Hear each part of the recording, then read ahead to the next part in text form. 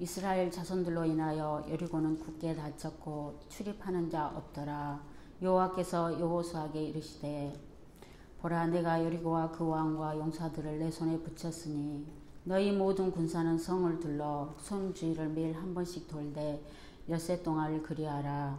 제사장 7은 7 양각나팔을 잡고 언약궤 앞에서 행할 것이요 제7일에는 성을 7번 돌며 제사장들은 나팔을 불 것이며 제사장들이 양각나팔을 길게 울려 불어서 그 나팔 소리가 너희에게 들릴 때에는 백성 다 큰 소리로 외쳐 부를 것이라. 그리하면 그 성벽이 무너져 내리리니 백성은 각기 앞으로 올라갈지니라 하시매, 눈의 아들 여호수아가 제사장들을 불러서 그들에게 이르되 너희는 언약궤를 메고 7 제사장은 7 양각나팔을 잡고 여호와의 궤 앞에서 행하라 하고, 또 백성에게 이르되 나아가서 성을 돌되 무장한 자들이 여호와의 궤 앞에 행할지니라. 여호수아가 백성에게 이르기를 마침에 제사장 7이 7 양각나팔을 잡고 여호와 앞에서 진행하며 나팔을 불고 여호와의 언약궤는 그 뒤를 따르며 무장한 자들은 나팔 부는 제사장들 앞에서 진행하며 후군은 궤 뒤에 행하고 제사장들은 나팔을 불며 행하더라.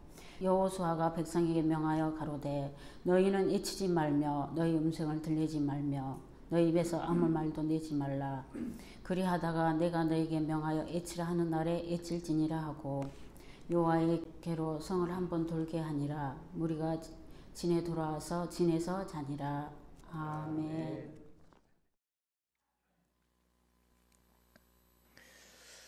옆에 계신 분들은 먼저 인사하도록 하십시다. 하나님의 은혜가 함께하기를 원합니다.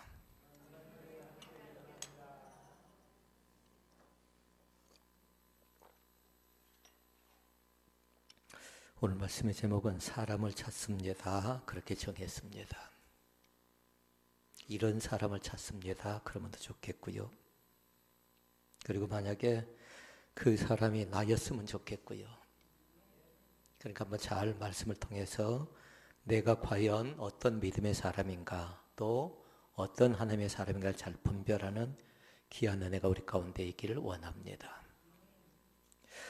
어떤 분이 저에게 물었습니다. 신혼 베델 교회는 대체 어떤 신앙과 또 어떤 정신, 그런 신앙의 원칙이 있습니까? 하고 물었습니다. 그래서 제가 4가지로 얘기를 해준 적이 있습니다. 그것은 뭐냐면요, 신앙, 그리고 생활, 그리고 정신, 훈련을 중시 여긴다라고 얘기한 적이 있습니다. 그런데 그것은 꼭 신혼 베들교회만의 문제가 아니고요, 모든 교회들이 다 똑같습니다. 신앙과 그리고 생활과 그리고 정신과 훈련이랍니다. 그래서 과연 나는 이 4가지 가운데 어느 정도를 알고 있는가를 잘 보시라고요. 그래서 오늘 목자 헌신 예배를 드리면서 3가지의 말씀을 같이 나누고 말씀을 정리해 볼까 합니다. 첫째 말씀, 신앙을 지도하는 원칙이 무엇인가 합니다. 이 말씀은 4가지로 설명을 할 수가 있겠는데요, 금방 말씀드렸던 겁니다. 금방 말씀드렸던 거. 하나는 신앙이라고 했죠. 그리고 또 하나는 생활이라고 했고, 하나는 정신이라고 했고, 하나는 훈련입니다.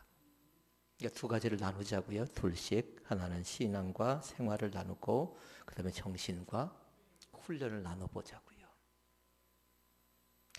신앙이라고 할 때 여러분 대체 뭘까요? 신앙. 신앙하면 항상 여러분이 기억할 것이 있어요. 어떤 교회든지 간에 뭐 신천지는 교회가 아니니까. 그러나 우리 기성교회들은 꼭 그렇게 생각하면 됩니다. 복음주의적인 그런 신앙이라고 생각하면 됩니다. 그러면 복음주의적인 그 신앙이 뭔가를 알아야 되겠잖아요. 그건 뭐냐면요, 말씀 중심. 말씀 중심이라고요. 그러니까 그 말씀은 뭐예요? 곧 성경이고, 성경 자체는 곧 하나님인 것을 믿습니다. 그러니까 하나님 중심의 교회가 복음주의적인 그런 신앙이고요. 그리고 또 다른 것 아니죠. 교회 중심의 신앙생활이라고 얘기할 수 있겠습니다. 얼만큼 그 사람 입에서 교회 얘기가 잘 나온가 보라고요. 이것이 바로 복음주의 신앙이라고 얘기할 수가 있겠습니다. 생활, 뭘까요? 3자로. 청교도라고 얘기할 수 있겠습니다. 어제 광화문에 집회가 열렸습니다. 저는 한 번도 가보지를 못했지만요. 이상한 집단들입니다. 그분이 청교도 운동을 했던 사람입니다. 그런데 청교도 운동을 잘 못 알고 있는 것 같아요. 그런데 기성교회들은 목회자들은 다른 운동하는 사람이 아니고요. 청교도적인 그런 생활인데 이것은 다르게 표현하기도 합니다. 성경적인 생활윤리의 훈련이라고도 그렇게 표현을 합니다. 그러니까 청교도 생활이 뭔가를 잘 알아야 되는데요.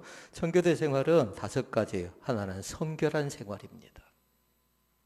누가 더 성결한가? 교회로 따지면 얼만큼 교회가 청결한가? 또 마음으로 따지면 얼만큼 순전한가? 또 있어요. 청교도 생활 자체로 진실한 겁니다.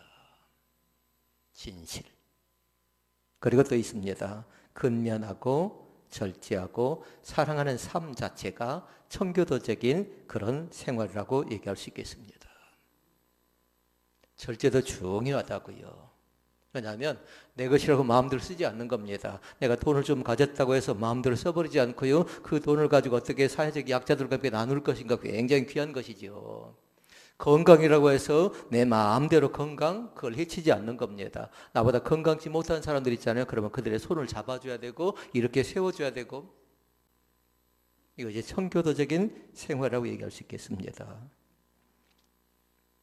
그 다음에 3번째가 뭔가요? 정신. 정신은 좀 어렵습니다. 에큐메니칼 정신이라고 얘기할 수 있겠습니다.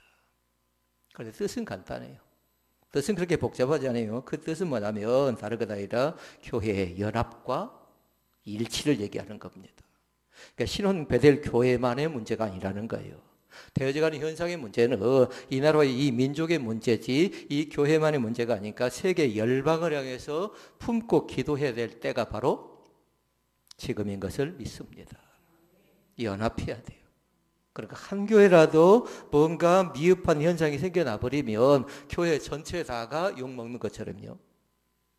그러니까 이 에큐메니컬 정신은 연합과 일치 운동인데 그건 멀리서부터 하는 것 아니에요. 교회 안에서부터 어떻게 하면 연합하고 어떻게 하나 되고 어떻게 하면 공동체적인 그런 마음을 갖고 살아갈 것인가 이것은 굉장히 귀한 것입니다. 그렇게 나에게 과연 이 신앙과 이 생활과 이 정신이 나에게 어느 정도 있는가를 잘 보라고요. 신앙은 있어요. 그런데 생활이 엉망인 사람도 있어요. 신앙과 생활이 있는데 어떤 사람은 정신이 완전히 이기적인 사람도 있습니다. 한마디로 얘기하면 나만 신앙생활을 잘하면 되지 하는데요. 그건 아니고 이 교회 전체다가 또 주변 교회 전체다가 같이 연합해 나갈 때에 하나님의 거룩한 공의가 나타날 줄로 믿습니다. 넷째 뭐예요? 그러면 어떻게 하나가 될 수 있을까요? 어떻게 한마음 된 그런 공동체적인 그런 생각을 가져나갈 수가 있을까요? 신앙도 필요하고 생활도 필요하고 정신도 필요합니다. 그런데 이 4번째는 굉장히 중요한 것이에요. 훈련받지 않으면 오합지졸이 될 가능성이 있습니다. 그리고 이 훈련은 다른 것을 드러난 것 아니에요. 신앙을 통해 드러나야 하는데 바로 성도와 성도 간의 관계를 중시하기라고요. 그리고 교회와 교회의 관계를 중요시 하기라고요. 그리고 교회와 지역사회의 관계가 있어요. 이 3가지 관계망을 잃어버리면 안 됩니다. 교회는 교회를 지켜줘야 됩니다. 한 교회가 어려움 속에 빠져 있습니다. 그러면 우리의 입을 가지고 그 교회를 까발려서는 안 된다는 거예요. 왜냐하면 형제의 예적인 그런 사랑의 공동체니까 교회와 교회의 관계 속에서 교회를 지켜줘야 되고 또 성도와 성도 사이도 지켜줘야 되고 교회와 이웃과의 관계를 통해서 하나님의 거룩한 공의가 나타날 줄로 믿습니다. 마스크맨들 믿습니다. 꼭 그 은혜가 충만히 나타날 수 있기를 바랍니다. 그러니까 이 3가지에다가 한 가지를 이루어가기 위해서 우리는 철저하게 훈련해야 되는데 이 훈련 자체는 대충 얼렁뚱땅해서 안 된다는 겁니다. 제가 목자를 세우면서 굉장히 고민했습니다. 눈치도 봤습니다. 이 사람 눈치 보고 저 사람 눈치 보고 이렇게 세우면 또 저 사람이 뭐라 할까? 저 사람은 또 어떻게 반응할까? 그거에 대한 생각 때문에 고심을 많이 했습니다. 그런데 이들은 뭐 할 거냐면 이제 뭐 할까요? 이 네 가지를 다 해야 돼요. 때로는 신앙이 부족한 사람은 신앙이 뭔가를 다시 배워야 되고요. 그리고 생활에 대한 것 부족한 사람은 생활이, 또 정신이 부족한 사람은, 훈련이 부족한 사람은 훈련 철저하게 시켜야 되는데요. 그러니까 대충 얼렁뚱땅 지나가지 않을 것 같아요. 그러니까 나름대로 저들은 뭐하고 했냐면 지금 12과에 대한 공부를 지금 내어놨는데요. 1과에 대한 공부를 지금 성실하게 해나가고 또 그 공부가 어떻게 이루어져가는가 한번 보자고요. 그래서 사랑하는 성도 여러분, 교회가 지켜주는 것처럼, 성도가 성도를 지켜주는 것처럼, 교회가 지역사회를 지켜주는 것처럼 서로 잘 지켜줄 수 있기를 바랍니다. 그러니까 말씀 제목이 아까 뭐였어요? 이런 사람을 찾습니다. 답은 여러분이 정하십시오. 세 자로. 어떤 사람일까요? 협력자. 믿습니까? 앞에 지도자는 한계가 있는 겁니다. 대통령은 한 사람이면 되잖아요. 그런데 대통령을 세워놓고 나서 이렇게 흔들어버리고 저렇게 흔들어버리면 어쩌라는 얘기입니까? 목자를 세워놓고 나서 목원들이 도와주면 어떻게 되겠습니까? 각자가 내가 어떻게 협력할 것인가 잘 보라고요. 뭐 직분이 중요하다고요. 뭐 장로고 목사고 사모고 전도사고 그 공동체 안에 들어가면 목자의 지도를 잘 받을 수 있기를 바랍니다. 나이요? 상관없는 것 같아요. 왜냐하면요, 하나님께서 영적 권위를 그 사람에게 허락해 주었기 때문에 그렇습니다. 그럼 보십시다. 훈련은 무슨 훈련을 해야 될까요? 훈련. 제일 첫 번째 훈련은 뭔 줄 아십니까? 이 훈련은 다른 것 아니라 협력에 대한 훈련을 일부러 삼겠습니다. 왜요? 오늘 협력자를 찾고 있으니까. 누가 더 이 나라 이 민족을 많이 해서 협력할 것인가, 또 회사를 위해서, 또 교회를 위해서, 가정을 위해서, 이 지역사를 위해서 누가 더 많이 협력할 것인가, 협력 훈련을 가장 우선시 여기겠습니다. 그 다음에 또 있는 것이 있습니다. 두 번째 훈련은 뭐냐면요, 침묵 훈련을 많이 하시라고요. 너무 한꺼번에 많은 말들을 다 쏟아버리지 마시고요. 조절을 좀 잘 좀 하도록 하십시오. 한 번에 다 하는 것 아니라고요. 내가 할 것 다 해버리고 나면, 다 쏟아버리고 나면 그 다음 어쩌란 말입니까? 만나를 생각해보면 알 수 있습니다. 하나님께서 이스라엘 백성들에게 뭘 주던가요? 희한한 음식을 줬지요. 만나를 주셨습니다. 그런데 뭐냐면요, 정한 양만큼만 주셨습니다. 요즘에 아이들에게 제가 배운 것이 하나 있어요. 딱 선을 정해놓고요, 이 선을 넘어가지 말래요. 그런데 아이들만 그런가요? 목사인 저의 삶도 마찬가지고요, 나름대로요 말씀에 입각한 선이 있거든요. 여러분이 보는 선이 있고 제가 보는 선인데 그 선을 넘어가지 않았으면 좋겠어요. 성도는 성도로서요, 저는 저대로의 선이 있거든요. 그러나 그것을 여러분에게 그걸 지켜달라고 얘기하지 않고 제 나름대로 선이 있거든요. 시작하는 선이 있고 이루어가는 선이 있고 맞춰지는 선이 있는데 그 선을 기왕이면 넘어가지 않았으면 좋겠습니다. 선을 넘어가 버리죠. 그럼 쉽게 원상복구해 나가는 것이 상당히 어렵습니다. 얼마 전에 드라마가 하나 있었죠. 그 드라마에 보니까 한 여성이 나오대요. 그러니까 그 여성이 뭐라던가요? 뭐라고 따다다다 하면서 네가 선을 넘었지 않느냐고 당당하게 그 얘기하는 거 못 보셨나요? 침묵 훈련 굉장히 중요합니다. 믿음은 뭘로 나타날까요? 입을 벌리며 나타나는 것 아니라 얼만큼 하나님 앞에서 침묵하는가. 그것은 뭐냐면요, 시편 1편이 증명합니다. 복 있는 사람이라고요. 인정받는 사람이라고요. 복 있는 사람은 악인의 꾀를 쫓지 아니하며 죄인의 길에 서지 아니하고 오만한 자의 자리에 앉지 아니하고 오직 여호와의 율법을 즐거워하여 그 율법을 취하러 묵상한대요. 그러니까 침묵 훈련은 곧 무슨 훈련일까요? 묵상 훈련입니다. 주님을 깊이 있게 이 난간 속에서, 이 어려움 속에서 뭐 신천지 탓할 것 없다고요. 과연 이 나라가, 이 민족이 세계 열방에 어떻게 대처해 나가는가 잘 보자고요. 지금 신천지와 싸움이 아니에요. 나를 지켜나가고 나를 방어하고 내 자신이 과연 어떤 생각과 마음을 갖고 있는가 잘 살펴보면서요. 깊이 있게 묵상할 수 있기를 바랍니다. 하나님께 이 교회를 어떻게 보실까? 하나님께 나를 어떻게 보실까? 여기 두 번째 훈련은 뭐라고요? 침묵 훈련, 가로 열고 묵상 훈련. 주님을 생각합니다. 이 상황 속에서, 이 현상 속에서 하나님이 대체 무엇 하실까? 세 번째 훈련이 있답니다. 세 번째 훈련은 순종에 대한 훈련을 꼭 하십시오. 우리 목자들은 그 훈련을 할 거예요.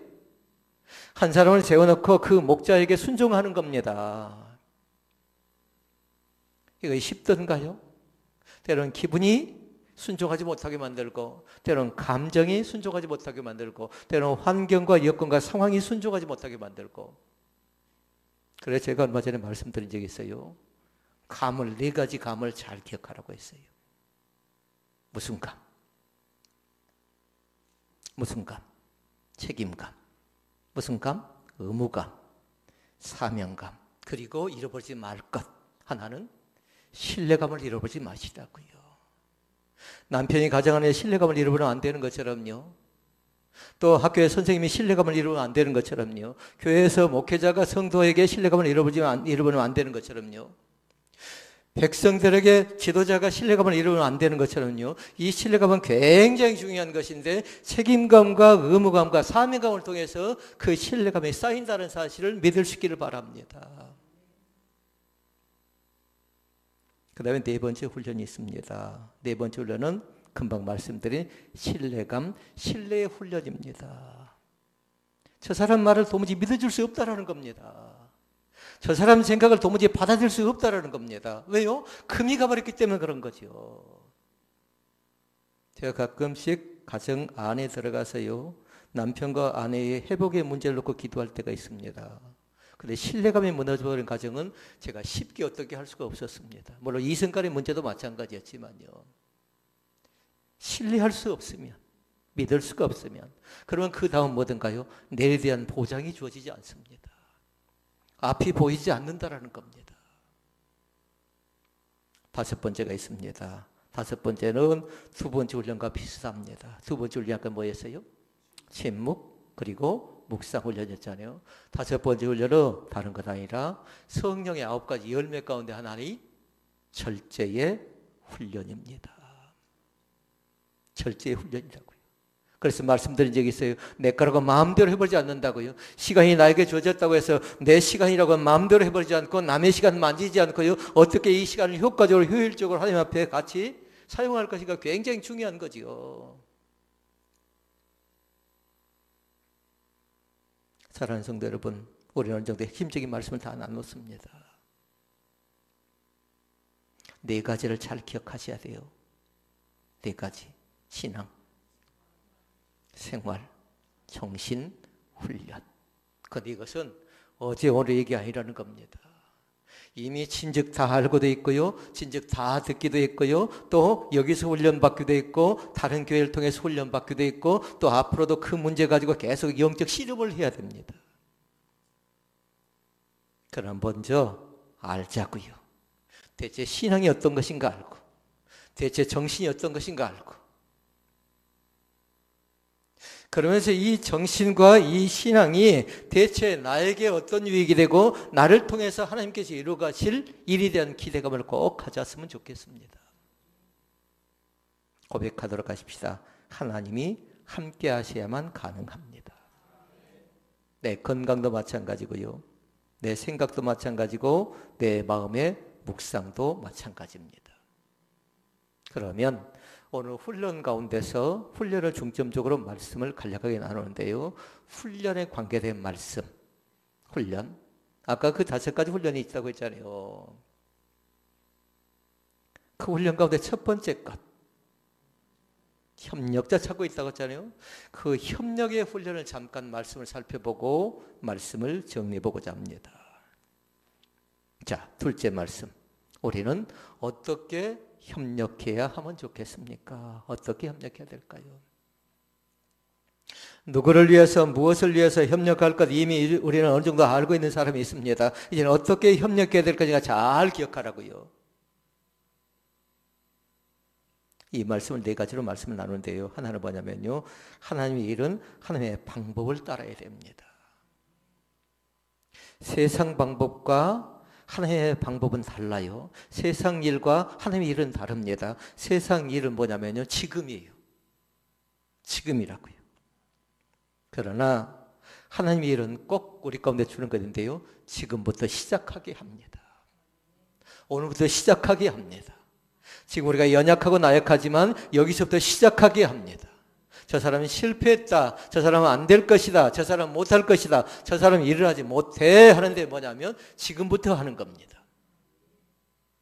아멘. 여기서부터 하는 겁니다. 코로나요? 오늘부터 하는 겁니다. 어떻게 지켜나가고 어떻게 견뎌나가고 어떻게 이겨나갈 것인가 그러면서 기도를 조금 더 집중적으로 해야 되지 않겠나요? 소멸하신 하나님, 넉넉히 감당하게 만들어주신 그 하나님, 우리는 그 하나님을 믿습니다. 하나님의 일은 다른 방법으로 해서는 안 돼요. 하나님의 방법대로 해야 됩니다. 세상의 방법은 지식도 필요합니다. 경험도 필요합니다. 때로는 사람도 필요합니다. 재력도 필요하고요. 또 나름대로 배경이 있는 사람도 필요합니다. 그러나 하나님의 방법은 그렇지 않습니다. 하나님의 방법 가운데 중요한 것 있습니다. 스가랴 4장 6장 말씀을 잘 기억하도록 하십시오. 스가랴 4장 6절 말씀입니다. 읽어보실까요? 힘으로도 안 되고 능으로도 안 되고 오직 나의 신으로 되느니라. 아멘. 힘 갖고 안 된다라는 겁니다. 어떤 그 다른 것 갖고 되지 않는다는 겁니다.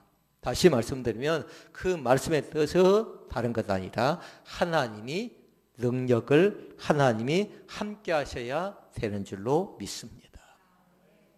그리고 우리는 그렇게 공부한 적이 있어요. 성령 하나님보다 앞서지 마시라고요. 아무리 지식이 있고 아무리 믿음이 있다 해도 앞서지 마시고 성령 하나님이 대체 무엇을 나에게 원하신가 봐서 그 길을 따라가기도 하고 그 길을 쫓아가기도 하는 겁니다. 지난주 요절 말씀이 있었거든요. 기억날지 모르겠습니다. 이 앞주 요절 말씀 아무든지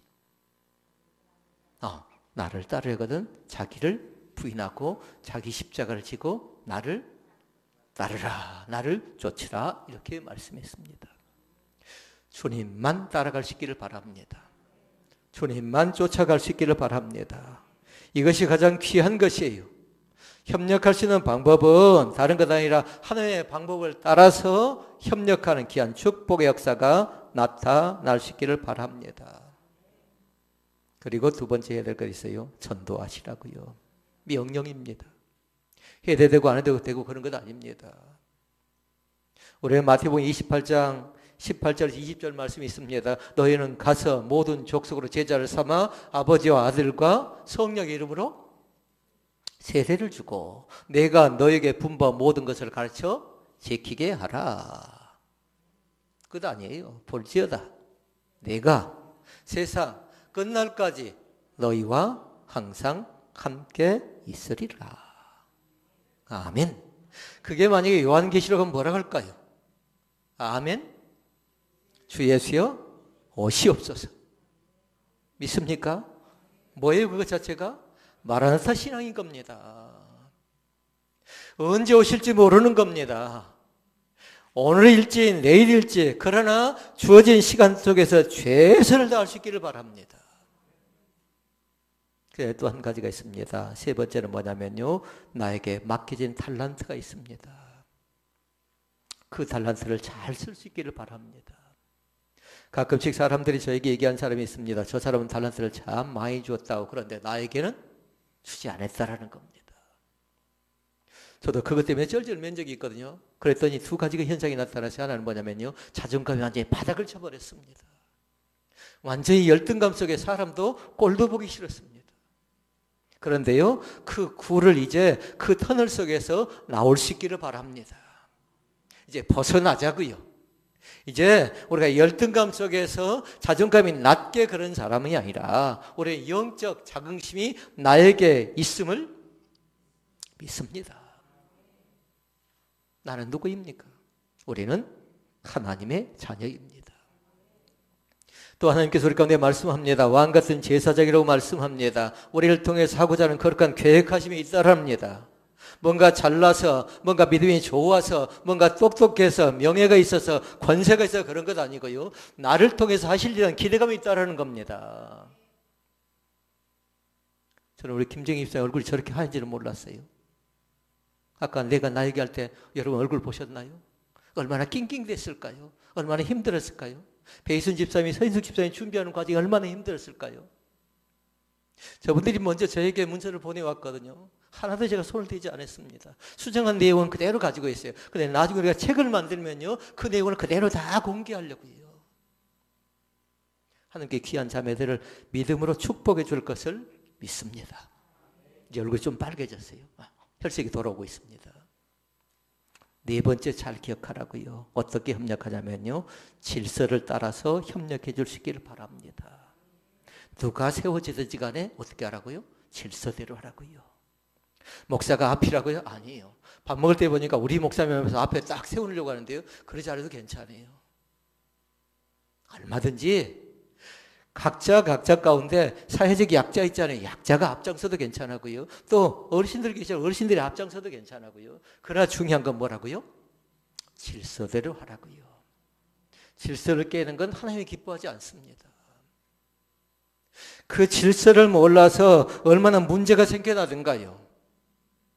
차가 사고가 날 때 보니까 뭐든가요? 법을 어길 때 사고가 많이 나고 크게 나는 거죠. 신호위반할 때 얼마나 사고가 크게 나든가요. 그러나 질서가 뭔가를 잘 알았으면 좋겠습니다. 상명하복이 아니고 꼰대 정신이 아니라는 겁니다. 그것은 약자가 누구인가 봐서 그 약자를 배려하는 마음인데 힘이 좀 있으면 거기다 힘을 좀 보태시라고요. 우리 5개 목장을 보면 다 약합니다. 그런데 감사한 것 있어요? 우리 찬양했지요? 약할 때 강함 되신답니다. 약하다면 더 십자가를 붙드시라고요. 십자가를 치려는 생각을 해야지 십자가를 벗어나고 십자가를 도망가면요 안 된다라는 겁니다. 오늘 그 은혜가 우리 가운데 충만히 나타나시기를 바랍니다. 이스라엘 백성들이 나름대로의 그 기적의 현장을 잘 볼 때요 뭘 하고 있냐면요 많이 기다림이다 훈련을 많이 합니다. 여리고 성 무너질 때 여러분 기억나는가요? 한 바퀴 돌랍니다. 돌고 나서 뭐 했죠? 기다렸어요. 그러니까 그들은 총 13바퀴를 돌았는데요. 그들에게 필요한 건 뭐냐면 계속적으로 돌고 뭐하고 기다리고 또 돌고 기다리고. 그러니까 그것이 힘든 겁니다. 돌 때 그냥 한꺼번에 얼른 돌아보면 좋은데. 그래서 우리에게 필요한 훈련 가운데 5번째 아까 훈련이 뭐였죠? 절제 훈련. 그러니까 여리고성이 무너질 때 그 과정 속에는 다 들어있어요. 협력 훈련도 포함되어 있고, 두 번째가 침묵 훈련도 포함되어 있고, 세 번째가 순종의 훈련도 포함되어 있고, 네 번째가 신뢰 훈련도 포함되어 있고, 다섯 번째가 절제 훈련도 그 속에 포함되어 있음을 믿습니다. 오늘 또 부단히 많이 싸우라고요. 세상에 어떤 다른 사람과 싸우는 것 아니라고요. 어떤 다른 단체와 싸우는 것 아니라 나 스스로 내가 정한 목표와 정한 계획과 정한 생각을 가지고요 늘 싸울 수 있기를 바랍니다. 주신 은혜가 있다면 주실 은혜가 있거든요. 그 은혜 받을 준비하자고요. 하나님께서 우리 가운데 말씀합니다. 기다리러 갑니다.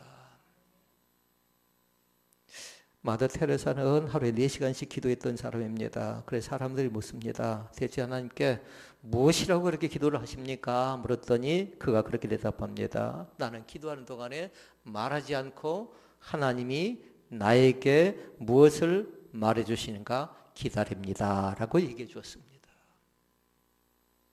그러니까 4시간이니까 저 사람이 열심히 기도한다고 생각했는데 열심히 기도하는 동안에 뭐 했다고요? 하나님이 나에게 뭐라 말씀하시는가. 그럴 때 또 묻습니다. 그럼 하나님은 대체 그때 뭐라고 말씀하시던가요? 라고 물어보니까 그 자신은 그렇게 얘기합니다. 하나님도 계속해서 자기를 기다려준대요. 오늘도 마찬가지. 우리 사랑하는 성도들의 눈물의 아픔 가운데 하나님은 기다려주십니다. 무엇인가 목표가 있고 무엇인가 계획이 있습니까? 그러면 기다리시자고요. 그러나 그렇게 말씀해요. 참아 기다리라. 참고 기다리래요. 가정 안에서도 때로는 참아야 됩니다. 교회 안에서도 참아야 되는 겁니다. 그리고 직장 안에서도 마찬가지죠. 참고 참아가면서 기다리는 겁니다. 오늘 말씀을 정리합니다. 이어서 다음에 또 말씀을 좀 나눌 수 있는 그런 기회가 있겠지만 오늘 이 시간이 다 되어져서요. 말씀을 정리하는데요. 믿음을 가지고 기다려주라는 인내를 꼭 소유할 수 있기를 바랍니다. 하나님께서 함께 하셔야만 합니다.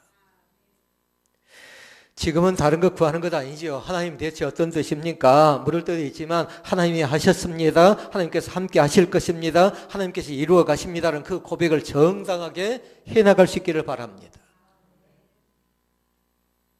오늘 말씀 속에서 새로운 협력자의 모습으로 살아갈 수 있기를 바라고요.